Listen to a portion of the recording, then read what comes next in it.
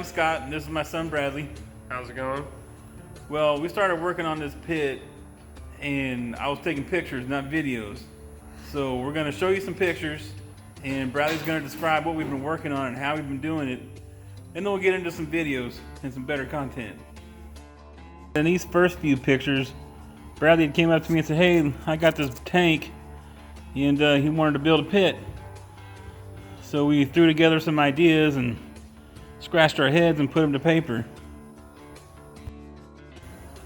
Alright, so since we got this tank, we put it up on the sawhorses, and we have to cut the skids off to make it so we can cut the firebox end off. So here we are using the plasma cutter to cut a section off of this big tank so that we can use it as a firebox. Here I am using the plasma cutter to cut circles so we can use to cap the ends of the firebox and the cook chamber. After I cut out the pieces for the ends, here I am welding them back on with the MIG welder and just running the bead all the way around it. To make things easier, we had to flip this big pig over to weld the bottom caps on the cook chamber. So while I was welding it, it got hot and started warping on me. So then I had to use the torch to heat it up so I can bend it back and weld it smooth and not have a whole inch of a gap to weld. Now, I really like these next group of pictures coming up. And not only that, you know, we had a bunch of different ideas for wheels, and I think Bradley came up with a really good idea. So my idea was, since I got all this scrap metal at the house, might as well just make something and not have to spend so much money on going out and buying wheels and tires and, you know, all them stuff. Yeah, because a good set of casters, if we were to buy heavy duty casters for this thing, it'd be close to $50 a piece just for the weight of this big thing. Yeah, so the way we got started with this is I found me a big piece of casing and just cut it into 4-inch wide pieces to make the outside of the tire, and then I used round stock and made spokes for it.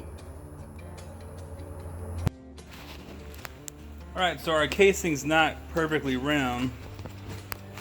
So what are you doing, Bradley? Centering it up right now. Gotta make sure it's all centered so it don't loop-de-loop around. Don't get that wobbly. Get that damn death wobble going down the road. That barbecue flying out everywhere. Alright, so we getting all centered up? Sure are. Coming on. What are we cutting? Some pot from my barbecue axle. We're cutting the axle for this beast right here.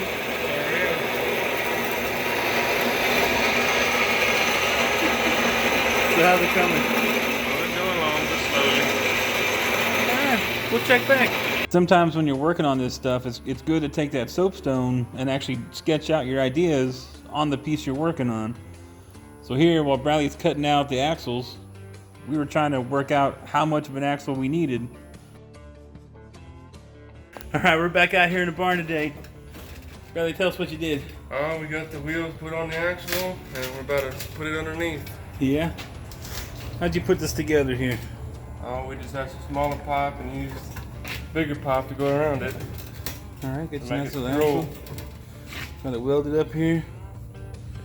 Alright, man. Looking real good. Yep. Let's go get it put on. You see, we got this axle on here. We got our center line marked.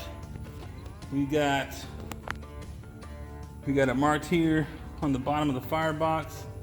So what we're trying to do is get it centered up, and we're using the high, you know, that old-fashioned mathematics, the Pythagorean theorem. All right, and we got it all measured. So Bradley, how's it look? I think it's looking pretty level. It's gonna roll right down the road. All right, no more adjustments. No death wobble. All right, let's weld it up. Hit it and get it.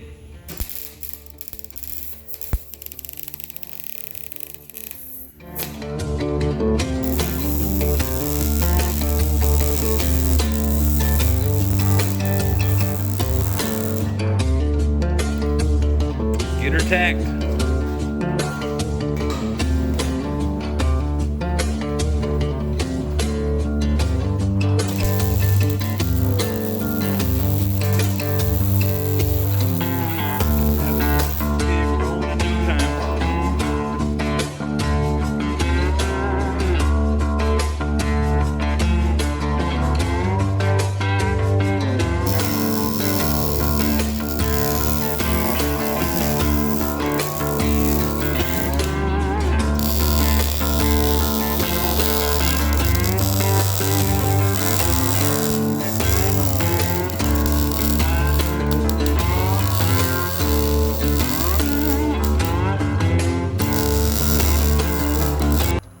you're out here on the ranch, you got to come up with creative ways to make things work the way you need it. So here, you know, we threw all OSHA safety guidelines out the window, and we're using a jack and jacking this pit up in a precarious situation just to get things mocked up and get our measurements right. But hey, you know, it worked.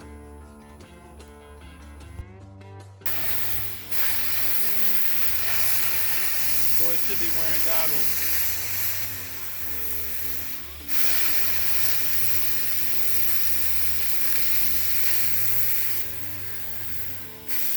We're getting it. So while we were working, I was welding up the axles and I ran out of MIG wire. So I had to break out the old skill and use the old stick welder and lay some hefty beads on there. So we got the wheels on. There they be. Give her a turn real quick, Brandon. There you go. Now this thing's mobile. You can drive it around, turn it, move it any place you need to. And now we just got to get all the grates and stuff in it. What are you thinking? Oh, it's coming along. Getting Slowly there. but surely. Hard part's done. Yep. Coming up, we have to go to the metal store and get some more metal because the lady up there gave me the wrong shit. So I go back and get the right stuff. All right, everybody, thanks for watching us. This is going to be part 1 of maybe a 2 or 3 part video. Yep, part 2 will be coming up soon. Then with that, we're going to put in the door and make the firebox, and it should be good to cook on. Mm-hmm.